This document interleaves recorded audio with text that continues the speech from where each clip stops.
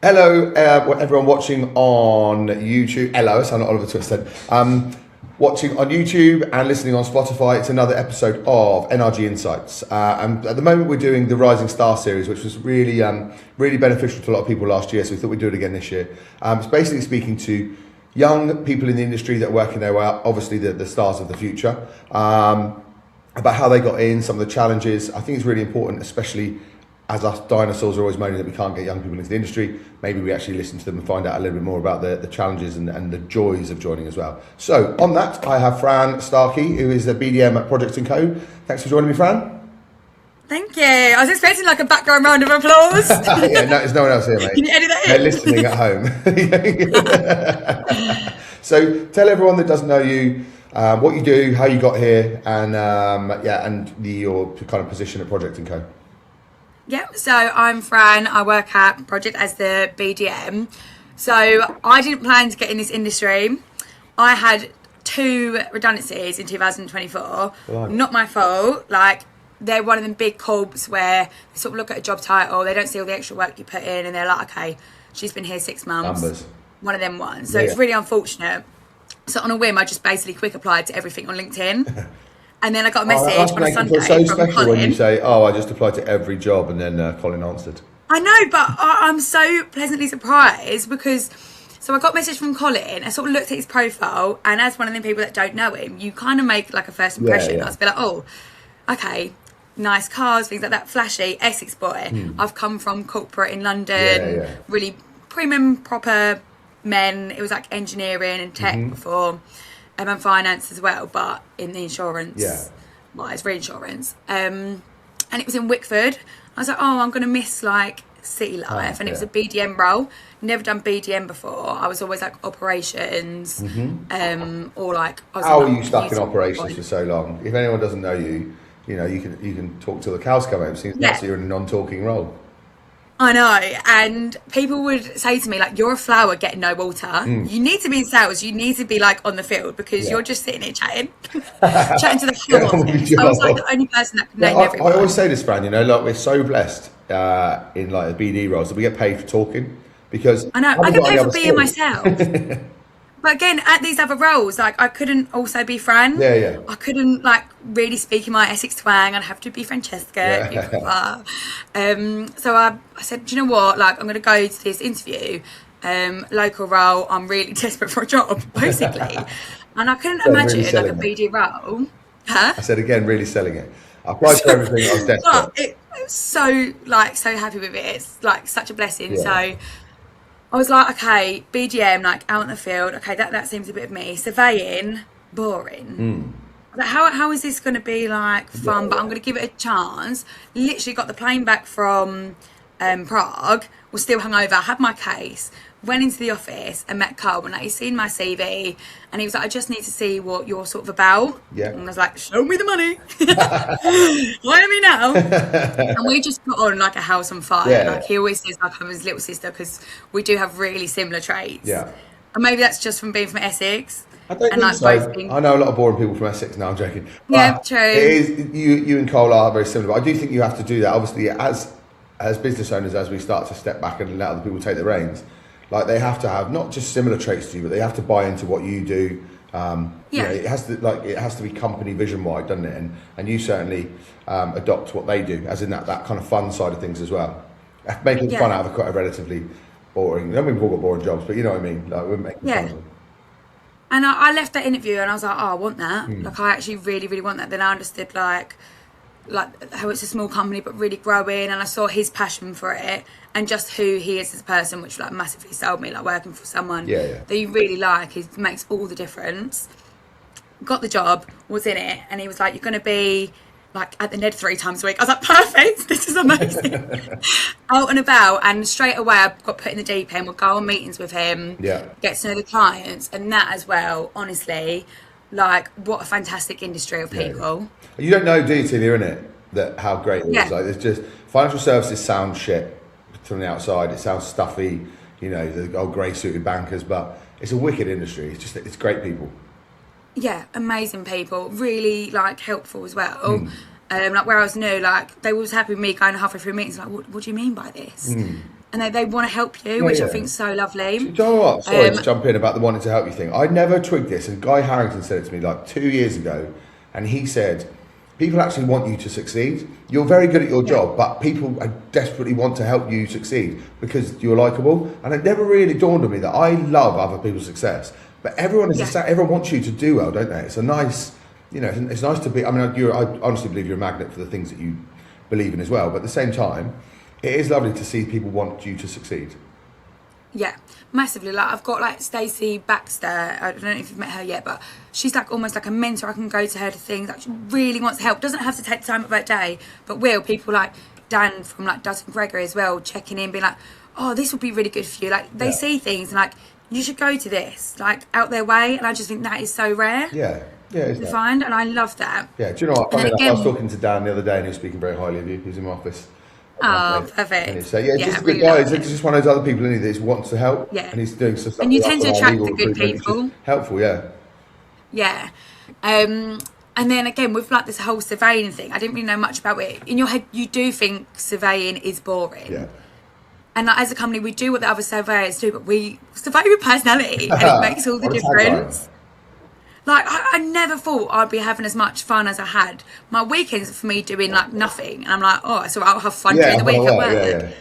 And when you have this fun, it radiates like that positive energy. You come up with your meetings on a high. And I think business is done better like that. Yeah. If you have a meeting with someone and you're having like really good energy, having a bit of a laugh, people you're more likely to. People want to do business with you when they like. I think I can't remember the phrase exactly, but it's like no one remembers what you said, but they remember how you made them feel. Yeah. And it's really, really true. It only resonated with me when I got a bit older. So it's good that you get it now because you're still a young pup. But I just realised that the emotional side of the business, where people want to work with you, is just as important as the technical side. Yes, we all need to be able to do our jobs, right? We still need to do a good job. But if people walk away from a meeting with you and feel good, they want to do business with you. Yeah, 100%. And it's just been it's been amazing. Like I've really, really been enjoying it. And like, I mean, obviously this is the pinnacle, right? Getting to come on the Rising Stars podcast is like the pinnacle of your career. The peak, obviously. Yeah. But like events we go to that are really, really fun. I think it's such a high pressured industry. It's nice to have that bit of a break. Yeah. If I can have a lunch with you and you've had a really crap day and I've put a smile on your face, that just does as much for me as it does getting the business. Yeah. No, absolutely. Like them aspects of the relationship. It does translate into business, doesn't it? Because people want to help. If you massively. Talk to me about the challenges side. We've talked about how great it is coming in. Everyone's lovely. Obviously, there's a harder side to our job. But as a young person coming in, actually out of industry completely, what would you say were the challenges, or were the challenges were they kind of internal, or have you seen challenges that would for young people who want to enter the industry, especially in business development, because it is a tough gig? Yeah, so obviously I said that everyone's really supportive, like most people are. Some people, I think, I don't know if it's like intimidation or what, don't like confident young people. They see it as more of a negative, that it comes across cocky. Yeah, which is strange, right? And I think they're a bit like, I was here first. I think sometimes that's been a challenge. Yeah. And also not being taken seriously. Mm-hmm. So obviously I've got that personality that comes across really ditzy, but I've got my head screwed on. Yeah. That is the magic though. Like, you don't have to be super serious. If you're really good at your job and you've got a personality, like that is generally the BD magic, because being technically gifted is great, but people will want to, or people have to pick up the phone to you. And when your number comes up, they need that emotional, like, oh, I like speaking to that person. Yeah. Whereas you're the best kept secret in the industry because you're technically gifted, but no one gives a shit because they don't want to speak to you. Yeah, true. Yeah. So how do you overcome that? How do you just keep going, I suppose? But what do you do? Because you can't get older, you can't get and don't change your personality for anyone. Do you just accept that?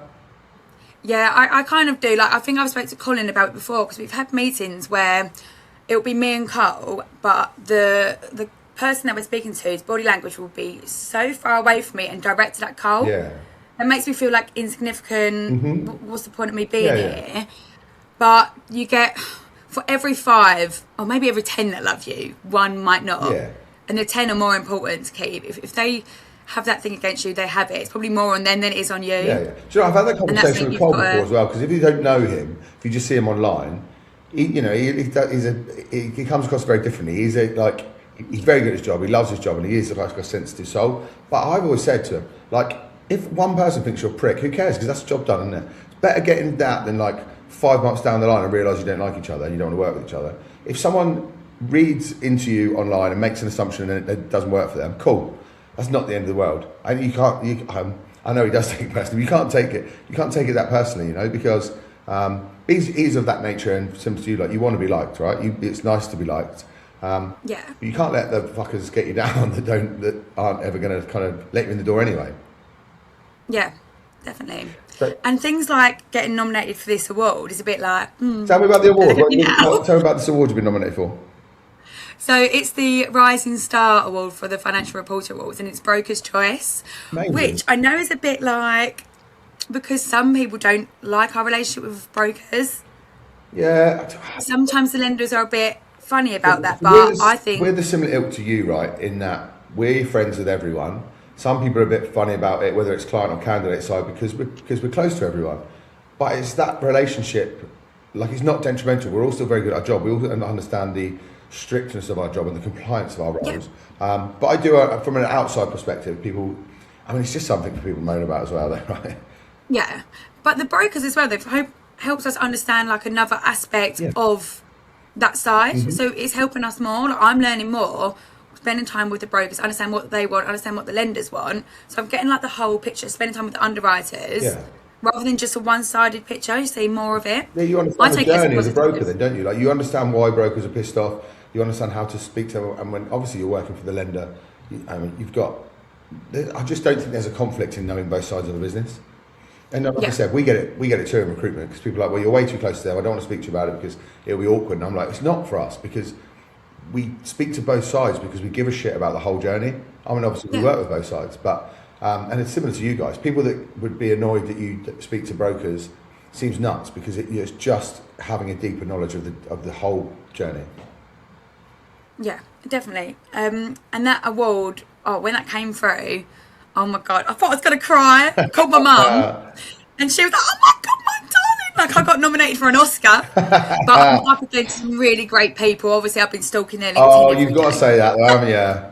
You got your no, I really have. Like, really, and when the camera pans around to you and you look really pissed off and go, they won it. Slow. Leave it, yeah. Well done, you. Well deserved. No, but there is some great kind of rising stars coming through. Massively. Is it? Well, you've put the little star behind you. Look, I've just noticed. Oh yeah, for myself. My last name's Starkey. I'm a rising Starkey. So talk to me about people that want to get into the industry, people that want to move into BD, and like you say, young people. What are the kind of traits do you think people need to be successful in kind of moving up the ladder within financial services, or I know you're surveying, but we're all in the same industry, right? For BD roles, I do think like confidence is almost like a key thing, but I feel like anyone can push that out of them. Like, sometimes it just takes the right role to get it out of you. Yeah. If you like being around people, I think BD, you can't go wrong with it. I love it. And if you like nice food as well, it's so rewarding. Don't tell people that, because it's supposed to make our job sound really hard, but it's not just going out for lunches. No, but it is hard in the sense, if something goes wrong, it falls back on you first. Yeah. Because you've made a promise and you've sold the business, and if something ever happens, you're the one they first go back to. Yeah. And it's not always in your hands. It is people say about the BD, because if you are like sat in an office every day, the BD looks cool. And I've said this to people before, like, you don't know the hours we do, because it doesn't class as hours. Because like tomorrow, I've got my first meeting in London at 7:30 in the morning. I've got an award to do in the evening, and people want to see what the awards are. Go, oh, you're so lucky you get to go to these things, and I am lucky they get to go to it. That's a 16-hour day. But you can't be ungrateful for it, because we're not digging holes, are we? We're talking. But at the same time, people have to appreciate that. Don't think it's easier, because if you want a better work-life balance, so you think BD's the answer, like, you're wrong. Oh no, like, it's hard to switch off, because I care. Like, I am a carer. I'm a constant sort of worrier, and I've been like that my whole life. Yeah. If someone messaged me, I'll get it back straight away. When I used to go to school, I get homework, I'll do it that night to make sure it's done. Yeah. I don't leave anything. I'm very much a people pleaser. The caring bit is a really important trait of BD as well, because it's not just about, like, that going out, shaking hands, making people laugh. Like, you have to give a shit, don't you? You Oh, want them massively. to do well. Yeah, and you want to retain that business and the relationship. It's not just all about business, like the relationships are so important as well. Let's talk about that. Because Let's that talk person about the people need relationship that. side of things. How do you build on those? I know, like, what do you think what's the important things to remember when you are kind of building up? Because you started from scratch, didn't you? Didn't you? It's not like you had like business. It wasn't an account management job. It was a BD job. So how do you get to that? How do you maintain those kind of relationships? And what's most important for building that side of the business? I just put myself out there, and I think the relationships go more than just like surface level. I think Kaylin touched on this once. Like, I'll be like, how's your kids? Yeah. Them little things go so far. Yeah. Oh, you had an operation Right, last name my week. 4 children right now. No, I know you can't. I'm not a client. Yeah, you done that. Go on.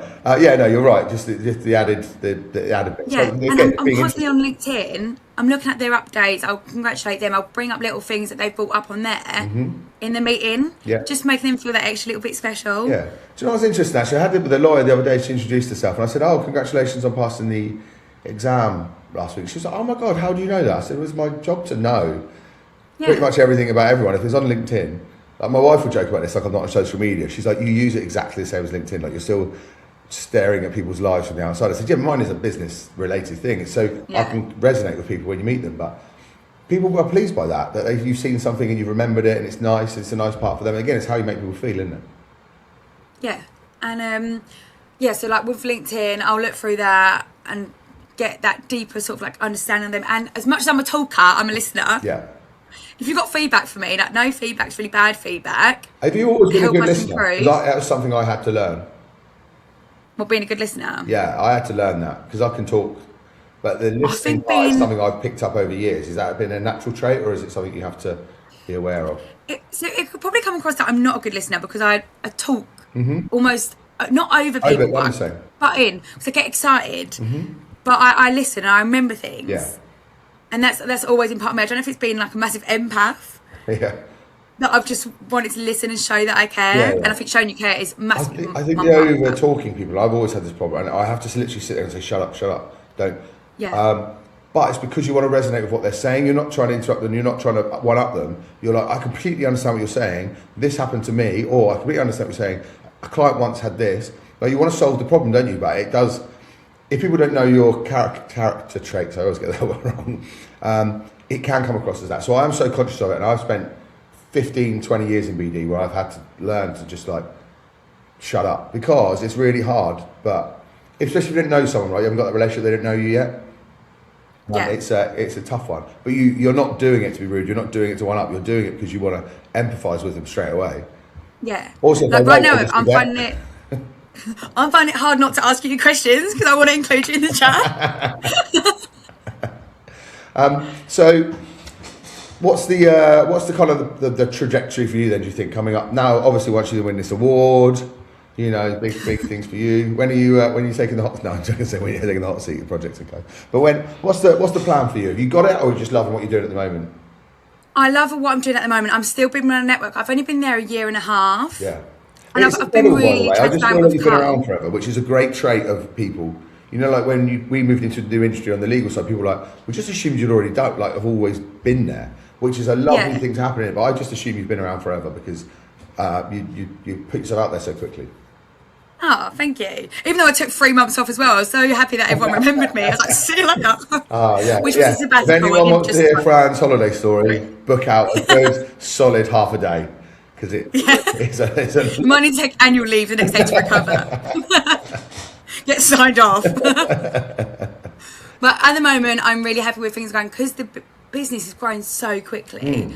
Like since me joining. By the way, how's that being in a business as a young person as well, just watching it?